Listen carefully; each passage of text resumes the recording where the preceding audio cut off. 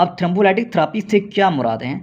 ये blood vessel के अंदर कोई चीज़ फंसी हुई है, कोई भी हो सकता है, प्लेटलेट हो सकता है या लिपिड हो सकता है, एथेरोस्क्लेरोसिस हो सकता है। तो हम क्या करेंगे, इस प्लेटलेट को तोड़ेंगे। कैसे तोड़ेंगे, ब्रेक कैसे करेंगे, वो ये थेरेपी इस्तेमाल करके उनको तोड़ने की कोशिश करेंगे।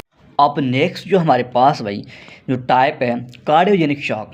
ठीक है भाई, अब कार्डियोजेनिक शॉक का क्या मतलब है कि प्रॉब्लम इज़ इन हार्ट, आप पेशेंट के दिल में मसाइल हो रहा है कि इसके लिए हम बोलते हैं भी कार्डियोजेनिक शॉक। अब क्या प्रॉब्लम पेश हो सकता है? प्रॉब्लम ये पेश हो सकता है कि भाई पंपिंग एबनॉर्मलिटी हो, ठीक है, पंपिंग अच्छी तरह नहीं हो रही है, पंपिंग फेलियर हो सकता है। उनके अलावा क्या हो सकता है भाई, कॉन्ट्रैक्टिलिटी एबनॉर्मलिटी हो रही है, लो कॉन्ट्रैक्शन हो रहा है। जैसे लो कॉन्ट्रैक्शन होगा तो हार्ट रेट ऑब्वियसली कम होगा और कार्डिक आउटपुट कम होगा। ठीक है, जैसे कार्डिक आउटपुट कम होगा तो आपको पता है कि क्या क्या चीज़ कम हो सकता है। ठीक है, ये तो था भाई कार्डियोजेनिक शॉक। और इसी हवाले से कार्डिक आउटपुट कम है तो लो टिश्यू परफ्यूम कम हो सकता है।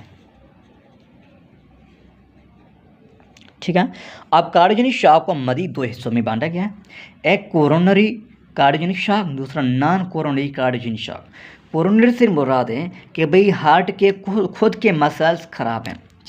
मोस्ट कॉमन जो शॉक है इसमें से वो कोरोनरी कार्डियोजेनिक शॉक है। ठीक है, और इसका जो काज हो सकता है वो मायोकार्डियल इन्फाक्शन हो सकता है या स्कीमा हो सकता है, क्योंकि ब्लड वेसल्स होते हैं, वेसल्स ब्लॉक हो सकता है, उस ब्लॉक की वजह से लो ब्लड सप्लाई। ठीक है, लो ब्लड सप्लाई तो टिश्यू परफ्यूम कम हो रही है।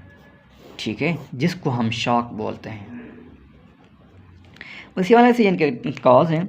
बाकी रही बात जो नॉन कोरोनरी कार्डियोजेनिक शॉक, उनको देखने की कोशिश करते हैं इनके काज क्या हो सकता है भाई, कार्डियोमायोपैथीज, जो भी उनके साथ कार्डियो के जो मसल्स हैं, उनके साथ जो मसल मसाइल्स हैं वो नॉन कोरोनरी कार्डियोजेनिक शॉक की वजह से हो सकता है। उसके अलावा ए से मुराद है एसिडोसिस, ठीक है, पी से पेन मुराद है,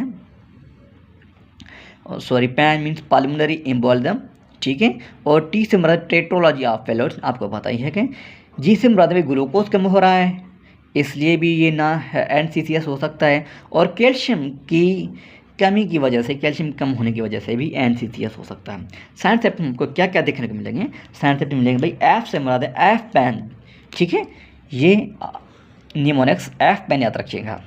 क्या, अब एफ पेन से मुराद है भाई एफ से फटीग, क्योंकि एसिडोस हो रही है। ठीक है, पी से मुराद भाई पैन, जो कि इंचाइन वाला पैन है। ठीक है, ऐसे भाई एरिथमियास, ठीक है, एट्रियल प्लैनेटर, एट्रियल जो कि फाइब्रेशन वगैरह जो मिल रहा है। वी से मुराद है भाई वाइटल साइन अनस्टेबल्स, ठीक है, अनस्टेबल।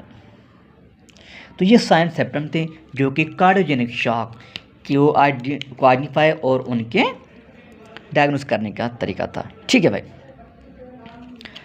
उनके अलावा अब वैसे पैथोफिजियोलॉजी में क्या चीज़ है भाई, आपको बताइए कि पैथोफिजियोलॉजी से मुराद हो सकता है, ले लेते हैं मायोकार्डियल इस्कीमिया को। मैं पहले आपको बता के आया हूँ कि मायोकार्डियल इस्कीमिया किससे मुराद इन्फेक्शन के, क्योंकि इस्कीमिया है तो ब्लड वेसल्स ब्लॉक हैं, जिससे ब्लड वेसल्स ब्लॉक हैं तो ब्लड फ्लो कम हो रही है, ब्लड फ्लो कम हो रही है, ब्लड फ्लो कम हो रही है तो टिश्यू परफ्यूम कम हो रही है, टिश्यू परफ्यूम कम हो रही है तो इसका नाम है शॉक।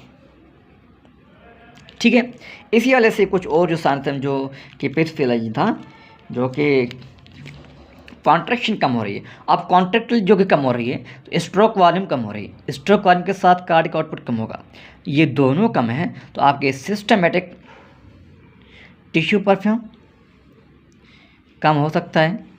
ठीक है, उनके अलावा कोरोनरी या कि कार्डिक जो कि टिश्यू परफ्यूम कम हो सकता है, ये दोनों सिस्टम के टिश्यू परफ्यूम भी कम हो सकता है और कार्डिक के टिश्यू परफ्यूम भी कम हो सकता है। अब इन दोनों को हम आपस में मिला के भाई क्या बोलते हैं भाई, cardiogenic shock. Cardiogenic shock simply जहाँ पे टिश्यू परफ्यूम कम हो जाए वहाँ पे शॉक ज़रूर आ जाएगा। कार्डियोजेनिक शॉक को ट्रीटमेंट कैसे करोगे, ट्रीटमेंट के लिए क्राइटेरिया है कि इन केस उसका काज मायोकार्डियल इस्कीमिया है तो इनके लिए 3 ट्रीटमेंट थेरेपी हैं भाई। फर्स्ट जो है भाई थ्रोम्बोलाइटिक थेरेपी, अब थ्रोम्बोलाइटिक थेरेपी से क्या मुराद है? ये ब्लड वेसल के अंदर कोई चीज़ फंसी हुई है, कोई भी हो सकता है, प्लेटलेट हो सकता है या लिपिड हो सकता है, एथेरोस्क्लेरोसिस हो सकता है। तो हम क्या करेंगे, इस प्लेटलेट को तोड़ेंगे। कैसे तोड़ेंगे, ब्रेक कैसे करेंगे, वो ये थेरेपी इस्तेमाल करके उनको तोड़ने की कोशिश करेंगे।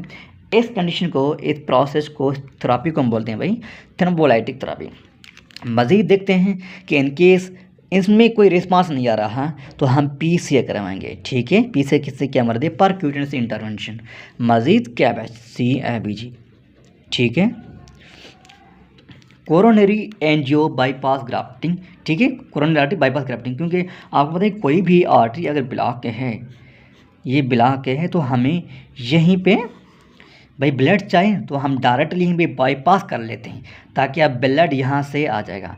अब इनको कोई भी गुजरने का कोई रास्ता नहीं है तो हम बाईपास करवा लेते हैं। इसको हम बोलते हैं भाई coronary artery bypass grafting. That's it. 3 treatment criteria थे MI के पेशेंट के लिए। एंड केस कॉन्ट्रेक्शन कम हो रही है, कॉन्ट्रेक्शन कम हो रही है तो हमारे पास 2 ट्रीटमेंट हैं। एक तो डिगॉक्सिन देते हैं पेशेंट को, डिगॉक्सिन के डोज जो देते हैं, और दूसरा डोब्यूटामाइन के देते हैं, डोब्यूटामाइन के।